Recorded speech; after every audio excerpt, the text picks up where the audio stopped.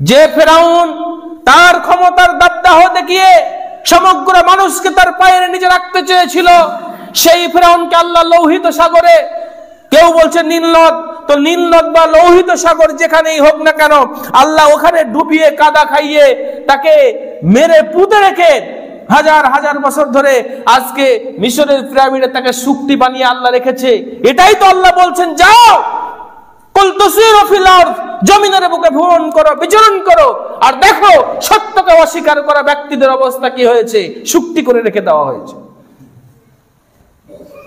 এই জন্য কোরআন হাদিসের উপরে দাদাগিরি নয়, এই জন্য ইসলামের উপরে দাদাগিরি নয়, এই জন্য মুসলিমদের উপর টর্চার নয়, এই জন্য কোরআনের অবমাননা নয়, এই জন্য হাদিসের অবমাননা নয়। হাদিস যখন সহিহ, কোরআন যখন বলছে, ইসলাম যখন বলছে, নবী রাসূলগণ যখন বলেছে এটা অন্যায়, অন্যায় যখন নবী রাসূল বলেছেন, কোরআন হাদিস বলেছে এটা ন্যায়, ন্যায়, তাই ন্যায়ের বিরুদ্ধে লেগে অন্যায়ের পক্ষ থেকে নিজেকে বড় কিছু ভাববেন না, বড় কিছু করার চেষ্টা করবেন না। শুধু সময়ের অপেক্ষা, আল্লাহ রাব্বুল আলামিন উলঙ্গ করে ছেড়ে দেবেন। কথা বুঝতে পারলেন? সত্যকে অস্বীকার করার চেষ্টা করবেন না। সত্যকে জানার পরে, সত্যকে বোঝার পরেও যারা সত্যকে অস্বীকার করে, সত্যকে অস্বীকার করে সত্যের বিপক্ষে লড়ে, অন্যায়ের পক্ষ হয়ে লড়ে, শুধু সময়ের অপেক্ষা, আল্লাহ রাব্বুল আলামিন তাকে নাঙ্গা করবেনই করবেন, সে যে কেউ হোক না কেন। এই জন্য আমাদের যেটা করতে হবে সেটা রাজনীতি দিয়ে নয়, আমাদের যেটা করতে হবে ন্যায় নীতি দিয়ে, আমাদের যেটা করতে হবে ইসলাম তন্ত্র দিয়ে, আমাদের যেটা করতে হবে রাসূলের শেখানো পদ্ধতি দিয়ে সমাজ গঠন, আমাদের যেটা করতে হবে রাসূলের শেখানো পদ্ধতিতে মানুষের পরিবর্তন, আমাদের যেটা করতে হবে কোরআন হাদিসের মান্যতা দেওয়া। আমি আপনি হয়তো কোরআনকে মানতে পারি না, যদি সরাসরি না মানি, অস্বীকার করি, তাহলে তো কাফের, কেউ এ কথার মধ্যে দ্বিধাবোধ করবে না, দ্বিমত করবে না। যদি কেউ কোরআনকে সরাসরি অস্বীকার করে, যদি কেউ সহিহ হাদিসকে সরাসরি অস্বীকার করে, তাহলে সে কাফের হয়ে যাবে। কিন্তু কোন ব্যক্তি, মুহাদ্দিসিন ইকরামরা বলছেন যে সে হয়তো মানতে পারে না কিন্তু অস্বীকার করে না, সে বলে যে এটা সত্য কিন্তু আমি মানতে পারছি না, এটা আমার দুর্বলতা, এটা আমার ঈমানের ঘাটতি, তাহলে সেই লোক কাফির হবে না, এ কথা বলছেন মুহাদ্দিসিন ইকরাম। কিন্তু আমাদের কিছু মুসলিম নামধারী ডাইরেক্ট কোরআন, ডাইরেক্ট হাদিস থাকার পরেও, রাসূলের বাণী থাকার পরেও, আল্লাহর কথা থাকার পরেও তারা ডাইরেক্ট বলে, আরে ওসব কথা ছাড়ো তো, ওসব বলতে হয় তাই বলে, ওসব কথার কোনো মূল্য নেই। মানুষ কি বলছে দেখতে হবে, মানুষের কথাটাকে নিতে হবে, মানুষের কথা বলে চলতে হবে, মানুষকে অ্যাভয়েড করে তোমার ওসব ধর্ম দিয়ে, হাদিস কোরআন দিয়ে কাজ চলে যাবে না। যারা এই কথা বলে তারা সরাসরি কাফির। যারা মানুষের মতামত নিয়ে চলে, যারা মানুষের মতের ভিত্তিতে কোরআন হাদিসকে উপেক্ষা করে চলে, এরা তাগুতের অনুসারী, এরা তাগুতের অনুসারী। যারা নিজের মতামতকে, মানুষের মতামতকে যারা প্রাধান্য দেয়, আল্লাহর মতামত, রাসূলের মতামতকে উপেক্ষা করে, কোরআন হাদিসকে উপেক্ষা করে যারা কথা বলে, যারা চলে, এরা মুসলিম নয়।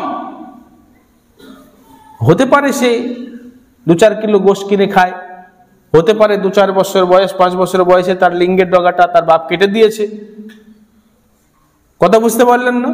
কিন্তু তারপরেও এই লোকটা মুসলিম নয়।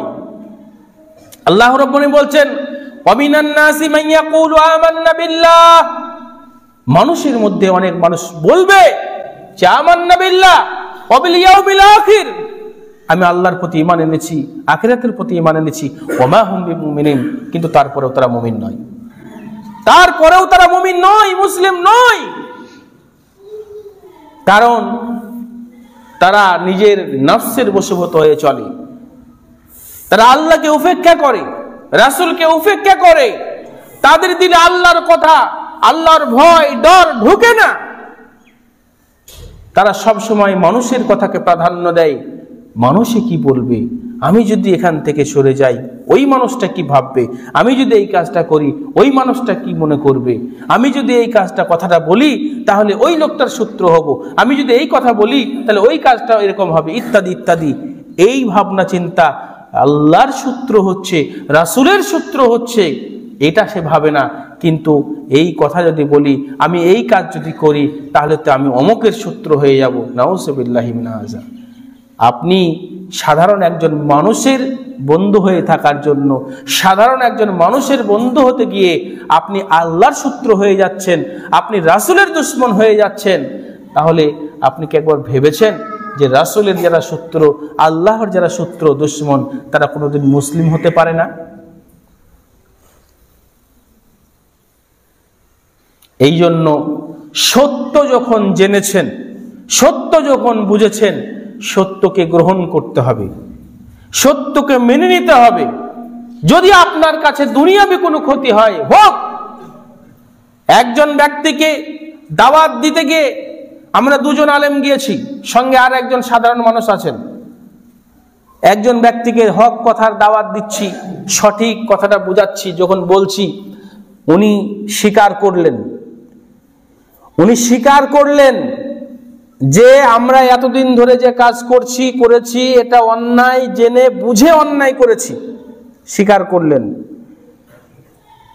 এবং সেই অন্যায় থেকে ফিরে আসার কথাও বলছেন, কিন্তু তার ফাঁকে শেষবারে একটা কথা বললেন যে আমি যদি এইখান থেকে সরে আসি তো আমি এই সমস্যার মধ্যে পড়ে আছি, এই সমস্যা থাকার কারণে আমার বড় ক্ষতি হয়ে যাবে, দুনিয়ার একটা ক্ষতি, যার কারণে আমি জেনে বুঝেও সেই জায়গায় আছি। কি বলছে? যে আমি জানি এটা অন্যায়, আমি জানি এটা ভুল, আমি জানি এটা অপকর্ম, আমি জানি এটা নোংরামি, আমি জানি এটা শরীয়ত বিরোধী, সে স্বীকার করছে।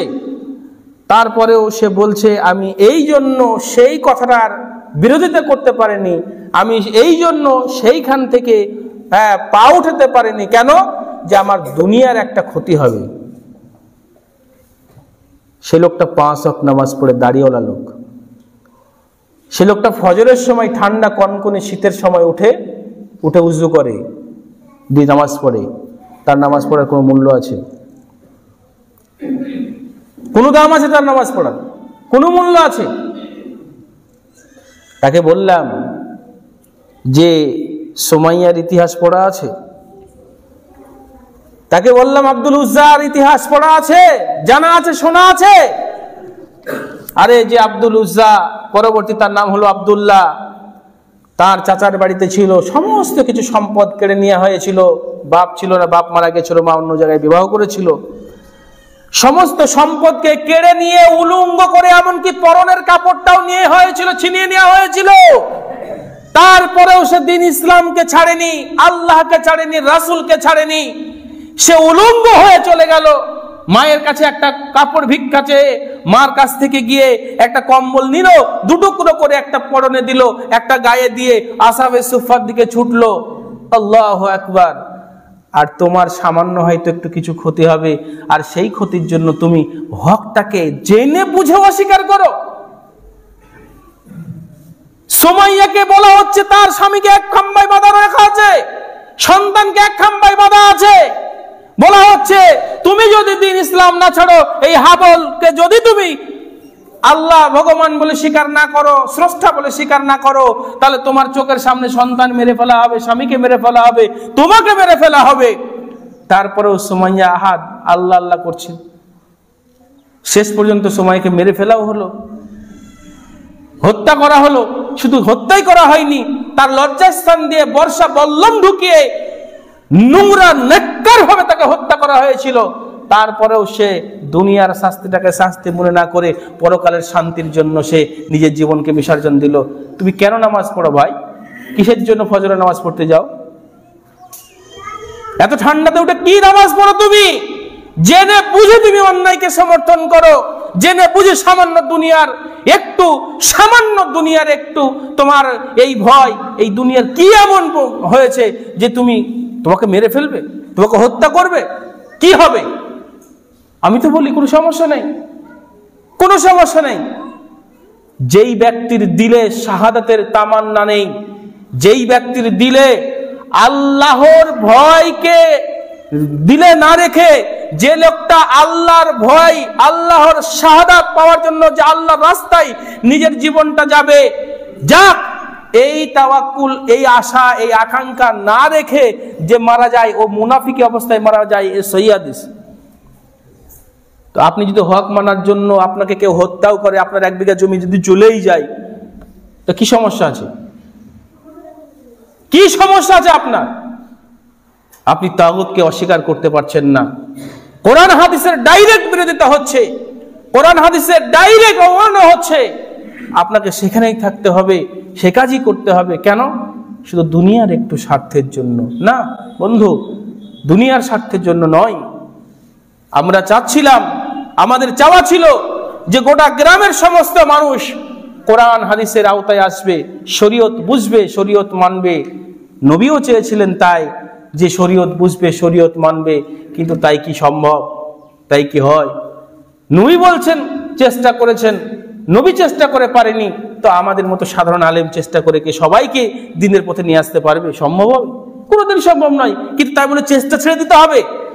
সব থেকে বড় মক্কেলও যদি হয়, তার কাছেও ইসলামের দাওয়াত পৌঁছাতে হবে। এটা নবীদের দায়িত্ব ছিল, আর নবীদের দায়িত্বটা আমাদের ঘাড়ে এসেছে, আমাদেরকেও বলতে হবে। আমাদেরকে সবার কাছে গিয়ে দাওয়াত পৌঁছাতে হবে। আমরা দাওয়াত পৌঁছানোর চেষ্টা করছি, সবাইকে বোঝানোর চেষ্টা করছি। কিন্তু সম্মানিত সুধী, কেউ বলছে এই কথা বলবে কেন, কেউ বলছে ও কাজ করবে কেন। আপনি জানেন না, ইতিহাস জানেন না। কোরআন হাদিসের দায়িত্ব যাদেরকে দেওয়া হয়েছে, তাদেরকে যে কোনো সুড়ঙ্গ দিয়ে, যে কোনো জায়গা দিয়ে হক পৌঁছানোর জন্য, সত্য পৌঁছানোর জন্য তার কাছে পৌঁছাতেই হবে। না হলে আপনাকে দায়ী করবেন না আল্লাহ, আমাদেরকে দায়ী করবেন। কেন? কারণ আমরা যেহেতু কোরআন হাদিস বুঝি, আর সেই দায়িত্ব আল্লাহ আমাদেরকে দিয়েছেন। আলহামদুলিল্লাহ, আমরা হক যারা মানি, যারা বুঝি, কোরআন হাদিসকে মানার জন্য, শরীয়তকে মানার জন্য, আল্লাহকে ভয় করার জন্য, আল্লাহর প্রতি ঈমান আনার জন্য, আল্লাহর প্রতি তাওয়াক্কুল, বিশ্বাস থাকার কারণে যদি আমাদের দুনিয়ার সব থেকে বড় ক্ষতি থেকে বড় ক্ষতি কি?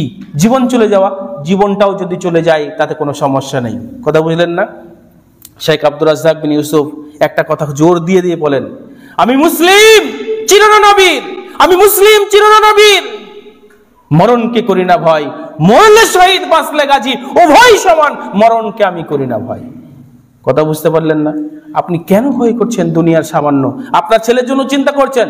আরে না, আপনার ছেলের জন্য চিন্তা করার জন্য আল্লাহ আছে, আপনার মেয়ের জন্য চিন্তা করার জন্য আল্লাহ আছে। যতদিন আপনি বাঁচবেন অতদিন আপনি কর্ম করে যান। আপনি মারা যাবেন, তারপরে দায়িত্ব আল্লাহ। কাকে দিয়ে তাকে মানুষ করবে, কাকে দিয়ে কাকে কোথায় নিয়ে যাবে, সেটা আল্লাহর দায়িত্ব আছে। কথা বুঝতে পারলেন না? আপনি যদি হকের উপরে থাকেন, সঠিক জায়গায় থাকেন, তাহলে ইজ্জত সম্মান বাড়িয়ে দেবেন কে? আল্লাহ। কিন্তু আপনি যদি না হকের উপরে থাকেন, অন্যায়ের উপরে থাকেন, তাহলে 1 দিন 2 দিন 4 দিন 5 দিন করতে করতে করতে যেদিন ঘটি ঘোড়া পূরণ হয়ে যাবে, সেদিন আল্লাহ উলঙ্গ করে ছাড়বে। যেমন ক্যালিফোর্নিয়ায় করছে, আমেরিকার বুকে আল্লাহ করছে, করে নাই? 40,000 একর, গতকালকার রিপোর্ট, 40,000 একর জমি, সম্পত্তি, বাড়ি গাড়ি সব ধূলিসাৎ হয়ে গেছে, পুরো শেষ হয়ে গেছে। আল্লাহু আকবার। জাহাজ যাচ্ছে আগুন লেবানোর জন্য, তো জাহাজও বিধ্বংস হয়ে যাচ্ছে মাঝে মধ্যে। কত ফোর্স শেষ হয়ে যাচ্ছে, কত মানুষ যে মারা গেছে তার কোনো শেষ নেই, কত সম্পত্তি শেষ হয়ে গেছে। গাজার মুসলিমদেরকে যখন নিধন করা হলো, ফিলিস্তিনে যখন নিধন করা হলো, তারা বাড়িঘর ভেঙে গেল, শেষ হয়ে গেল। হসপিটালের উপরে বোমাবর্ষণ করা হলো, হসপিটালে গিয়ে চিকিৎসা নেবে সে অবস্থা ছিল না। আল্লাহ বলছে দাঁড়া, একটু ধৈর্য ধর। আল্লাহ রাব্বুল আলামিন এমন অবস্থা করে দিয়েছে, এমন অবস্থা করে দিয়েছে। আরে গাজা ফিলিস্তিনে তো কোনো 2-4টে বাড়ি বাকি ছিল, অবশিষ্ট ছিল। আল্লাহ 40,000 একর জমিকে এমন করে শেষ করে দিয়েছে, একটা পাখি থাকার জায়গা নেই। মানুষ তো দূরের কথা, এটা পাখি থাকার জায়গা নাই। আদিবাসী সাঁওতালরা যেমন ওই দল বেঁধে কি করে কোথাও থাকার জন্য চটাই বেঁধে চলে যায়, লক্ষ কোটি টাকার মালিক, তারা সব সময় এসিতে থেকেছে, সব সময় আরামায় এসে থেকেছে, তাদের ড্রেস পোশাক, তাদের আচার আচরণ ছিল আলাদা। সেই লোকগুলো রাস্তায় রাস্তায় যাযাবরের মতো, আদিবাসীর মতো ঘুরে বেড়াচ্ছে। কথা বুঝতে পারলেন? রাস্তায় রাস্তায় বেড়াচ্ছে। কত বাড়ি ঘর এখনো সুন্দর চাকচিক্য আছে, 20 তলা 50 তলা বাড়ি, যারা 1 সেকেন্ড কারেন্ট না থাকলে তাদের সহ্য হতো না, চলতো না, তারা নিজেরা কারেন্ট আবার অন্য জায়গায় ব্যবস্থা করে রেখে দিয়েছে, 1 সেকেন্ড যেন কারেন্ট না যায়। সরকার কারেন্ট এখন বাধ্য হয়ে কেটে দিয়ে রেখে দিয়েছে, বিনা কারেন্টে ভোগান্তি থাক। কথা বুঝলেন না? তো আল্লাহ যাকে সাইজ করবে তাকে কেউ রক্ষা করার নেই। এই জন্য তাগুতকে অস্বীকার করতে হবে। ইসলাম বিরোধী কোনো কাজে সহযোগিতা করা যাবে না, ইসলাম দ্রোহী কোনো কাজে থাকা যাবে না। আমাদের এক আল্লাহর প্রতি ঈমান আনতে হবে, রাসূলের প্রতি ঈমান আনতে হবে, কোরআন এবং সহিহ হাদিসের আলোকে জীবনযাপন করতে হবে। যেটা অন্যায় অন্যায়, যেটা ন্যায় সেটা ন্যায়। অন্যায়কে অন্যায় বলতে হবে, ন্যায়কে ন্যায় বলতে হবে। তবে আপনার সঙ্গে আমার ব্যক্তিগত সমস্যা আছে, ব্যক্তিগত কোনো রাগ আছে, পিছনের কোনো রাগ আছে, পিছনের কোনো সমস্যা ছিল, সেটাকে কেন্দ্র করে উদ্দেশ্য প্রণীত হয়ে আপনার ক্ষতি করার জন্য যদি আমি কোনো কাজ করি, তাহলে আপনি যতই হক মুখে বলেন, আপনার কিন্তু এই হক কোনো কাজে আসবে না, আপনিও ধ্বংস হবেন। যদি আপনার ভিতরে এক থাকে আর বাইরে আর এক করেন।